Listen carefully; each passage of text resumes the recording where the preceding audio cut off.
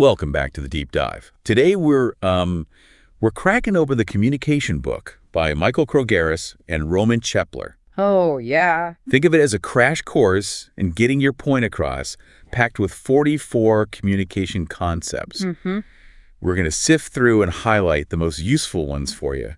So get ready for some serious aha moments. Yeah, this book really is like a Swiss Army knife for communication. Yeah. Whether you're prepping for a job interview or trying to nail a presentation or just want to have more meaningful conversations, there's something in here for everyone. Okay, let's dive in. I'm always fascinated by the psychology of persuasion. How do you actually get people to say yes? Right. The book dives into Robert Cialdini's 6 principles of persuasion. Yeah. And I have to admit, some of them are a little sneaky. Well, they're definitely rooted in understanding human behavior. Yeah. Take the scarcity principle, for example. Okay. We're all more likely to jump on something if we think it's about to disappear. Right. Limited time offers exclusive deals. They trigger that fear of missing out. Well, I'm totally guilty of falling for that. Yeah. But the book points out that this principle goes way beyond marketing. Right. It can even be applied to things like change management. Yeah. People are often resistant to change because they're afraid of losing something familiar. Exactly. So if you're trying to get someone on board with a new idea or a change in process, highlighting what they stand to lose by sticking with the old way can be surprisingly effective. Interesting. It's all about tapping into those underlying motivations. So how do we use this knowledge for good instead of evil? Well, the book emphasizes that these principles should be used ethically. Okay. It's not about manipulating people, but rather understanding what makes them tick. Right. And sometimes that means appealing to their sense of urgency or highlighting the potential downsides of inaction. That makes sense. Yeah. Okay, enough of the sneaky tactics. Yeah. Let's talk about something we all experience: meetings. Uh-oh. This book breaks down different meeting types and why so many of them go off the rails. I'm sure we've all been in those meetings that feel like a total waste of time. Oh, absolutely. And the book actually quotes Seth Godin on this. Okay. He stresses the importance of being crystal clear about the purpose of a meeting right from the start. Is it to share information? Yeah. Brainstorm solutions, get a decision. Right. Being upfront about this saves everyone time and frustration. And speaking of time, there's this brilliant 15-minute rule in the book. Oh, yeah. Based on Parkinson's law, which says that work expands to fill the time allotted. Right. So keeping meetings short and focused actually forces people to be more productive. Makes sense. I can't tell you how many times I've seen a meeting drag on for an hour when it could have been wrapped up in 15 minutes. I think we've all been there. The book also suggests using a timer to keep everyone on track. Right. And this question rule is a game changer. Okay. It's about asking the right questions at the right time to guide the discussion. Okay. Start with clarifying questions to make sure everyone's on the same page. Then move to process questions to figure out how you'll get things done. Right. And finally, use challenging questions to poke holes in assumptions and really dive deep. It's like a roadmap for a productive meeting. I'm definitely going to try that. Yeah. And since we're talking about leading a team, the book also has a section on how good bosses communicate. One principle that stuck out to me was, don't criticize, give praise. Yes. This isn't about sugarcoating things or avoiding constructive feedback. Okay. It's about framing feedback in a way that motivates and inspires the team. Right. The book links this to the feedback method, Yeah. especially the concept of appreciative inquiry, which focuses on strengths and potential rather than dwelling on weaknesses. That's a really interesting shift in perspective. Instead of focusing on what's wrong, you're asking what's working well and how can we build on that? Exactly. And this approach can be incredibly powerful in building trust and encouraging growth. But what about when negative feedback is necessary? It's not always sunshine and rainbows. Of course. The book acknowledges that there are times when difficult conversations are unavoidable. Yeah. But even then, it encourages leaders to be mindful of their approach and deliver feedback in a way that is respectful and constructive, always focusing on the desired outcome. This is all great stuff for anyone who leads a team. Yeah. Now let's shift gears a bit and talk about the power of storytelling. Okay. I was surprised to see this in a communication book. That makes so much sense. Storytelling is essential to good communication. Yeah. Stories tap into our emotions, make information more memorable, and help us connect with others on a deeper level. Right. The book actually draws a parallel between the structure of classic fairy tales and the way we structure narratives in our everyday lives. I love that. Yeah. And it reminds me of Chris Anderson's rules for TED Talks, Yeah. which also emphasize the power of sharing ideas in a way that people will want to tell others about. Right. It's about making your message contagious. Exactly. It's about crafting a narrative that resonates with people and sticks with them long after they've heard it. So we've covered persuasion meetings, leadership, and storytelling. Mm-hmm. It's amazing how these concepts all weave together. Yeah. But before we move on, I want to touch on something that's become increasingly important in our globalized world, Okay. navigating cultural differences. Yes.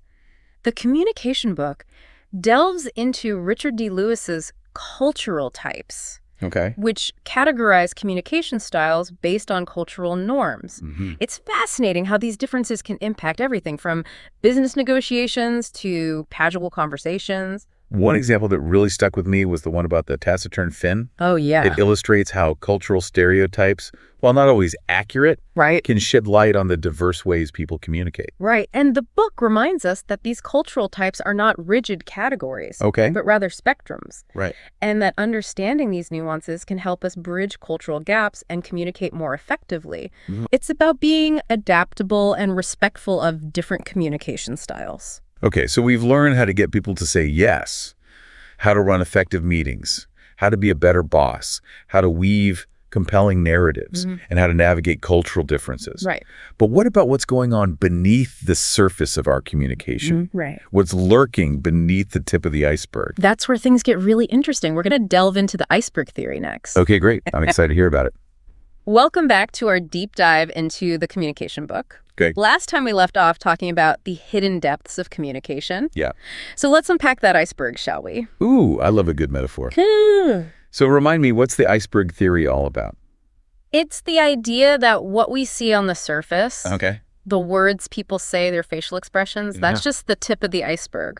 Beneath the surface, there's this whole mass of unspoken stuff. Okay. Emotions, past experiences, cultural influences, Right. even our own unconscious biases.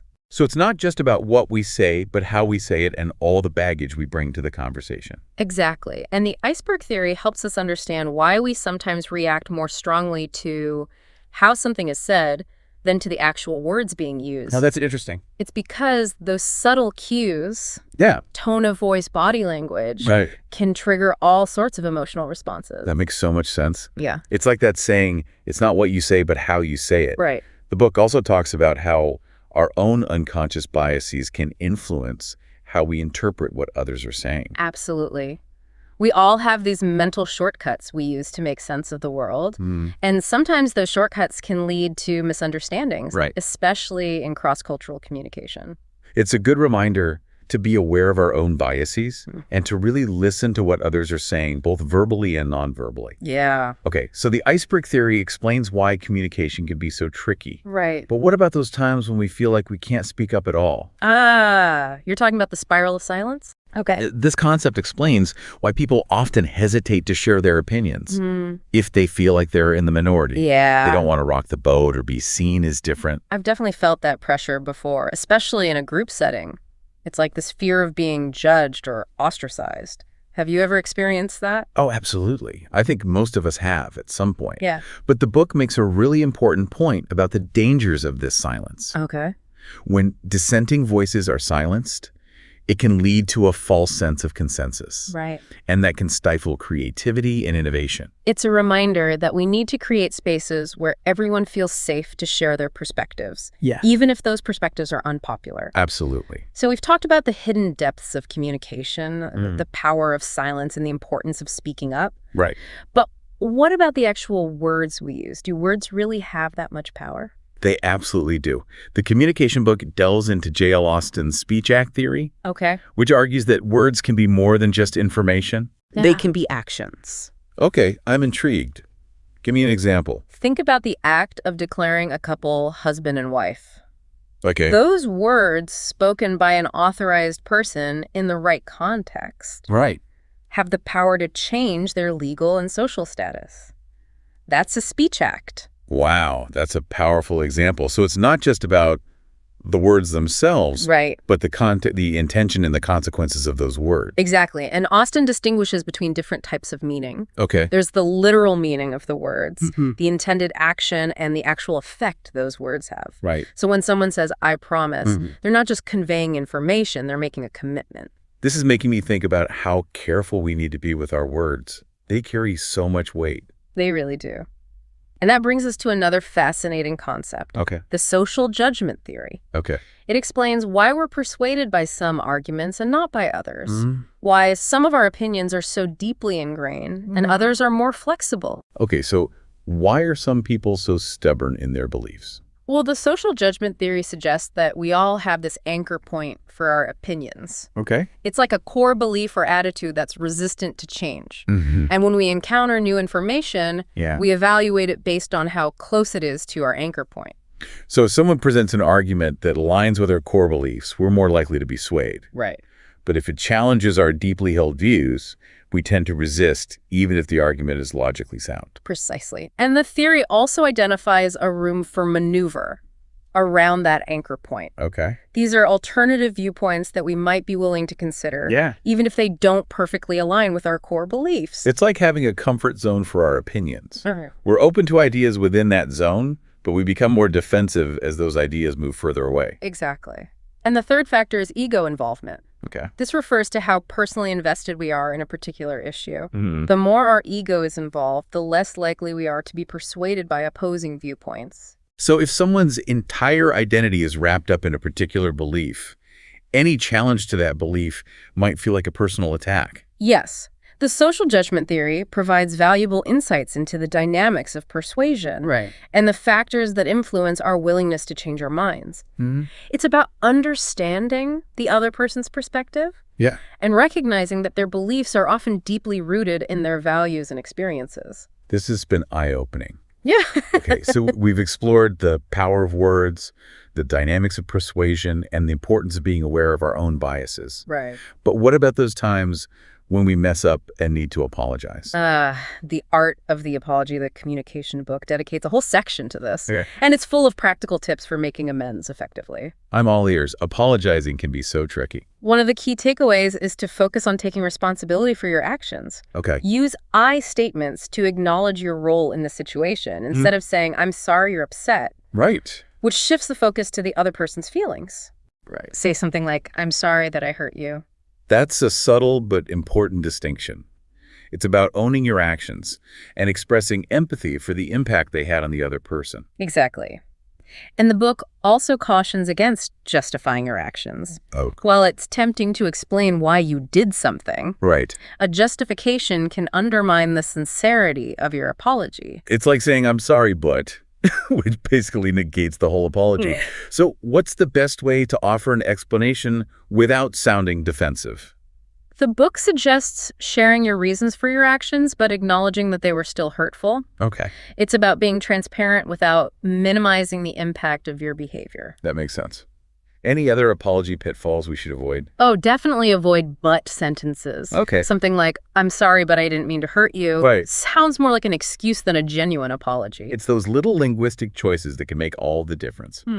Any other surprising tips from the book? One that really stood out to me was to avoid asking for forgiveness. Oh, interesting. It might seem counterintuitive, Yeah. but the book suggests that focusing on making amends and changing your behavior is more effective than seeking absolution. So it's not about putting the burden on the other person to forgive you, Right. but rather about demonstrating your commitment to doing better. Precisely. Actions speak louder than words, especially when it comes to rebuilding trust. Wow. This is making me rethink my whole approach to apology.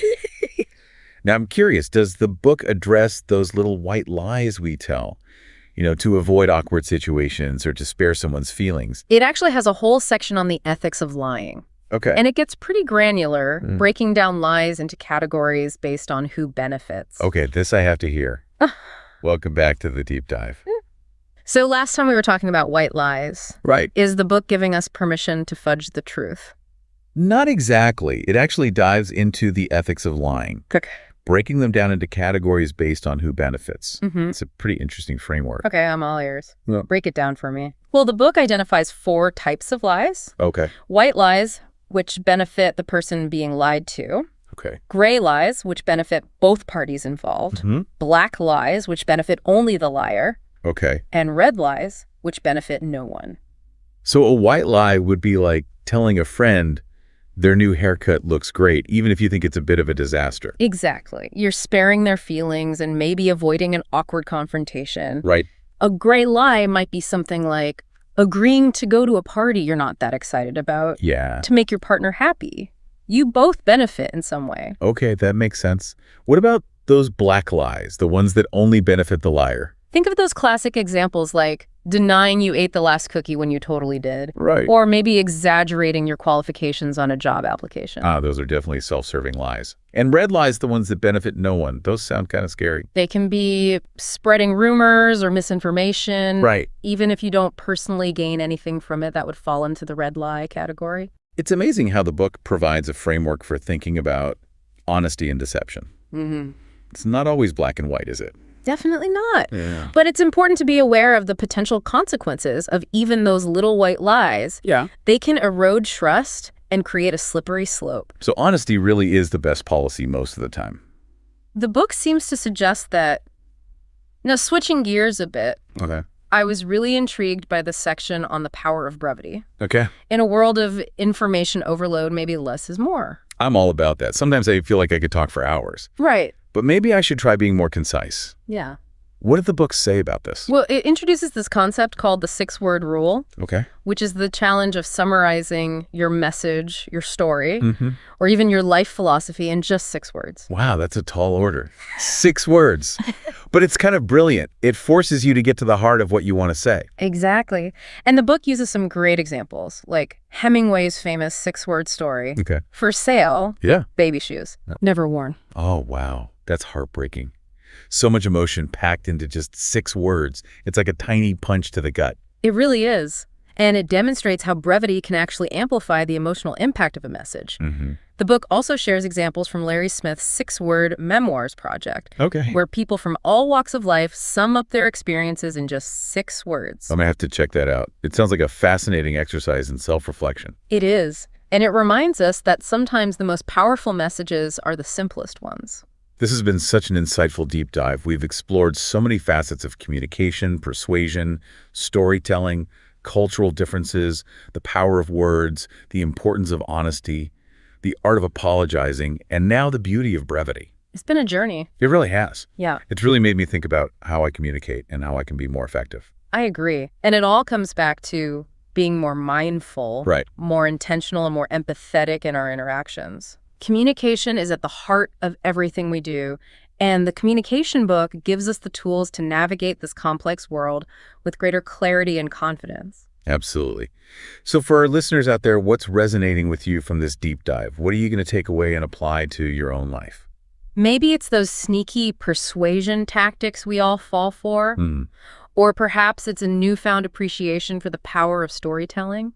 Or maybe it's just a reminder to listen more deeply and to choose our words with care. And as promised, here's a 10-point summary of the communication book to help you on your journey to becoming a better communicator. Okay. Number 1. Master the art of persuasion. Right. Utilize Cialdini's 6 principles: reciprocity, authority, Yeah. consensus, scarcity, and liking, to influence others effectively. Number 2. Transform meetings into productive sessions. Right. Employ the 15-minute rule, the question rule, Right. and other strategies to make meetings shorter, more focused, and result-oriented. Number 3. Lead with exceptional communication. Inspire and motivate your team by practicing what you preach, giving praise genuinely, and offering constructive feedback. Number 4. Harness the power of storytelling. Weave facts into captivating narratives to engage your audience, make information memorable, and create a lasting impact. Number 5. Become a skilled negotiator. Find win-win solutions using principled negotiation techniques, separating the person from the problem and focusing on shared interests. Number 6. Bridge cultural divides. Understand and adapt to different communication styles across cultures, Right. using Lewis's cultural types as a guide. Number 7. Delve into the depths of communication. Yeah. Recognize the influence of the unconscious as revealed by the iceberg theory. Right. And be aware of the unspoken messages conveyed through body language and tone. Number 8. Find and use your voice. Overcome the spiral of silence and speak your truth even when it's challenging, contributing your unique perspective to the conversation. Number 9. Understand the weight of words. Remember that words can be actions, as explained by the speech act theory. Yeah. And choose your language with intention and awareness of its potential consequences. And finally, number 10. Embrace the power of brevity. Make every word count by practicing conciseness, using the 6-word rule as inspiration, and conveying your message with clarity and impact. This deep dive has given us all a lot to think about. It has. Remember, communication is an art form, and we're all artists in our own way. What masterpiece are you creating? Until next time, keep those conversations flowing.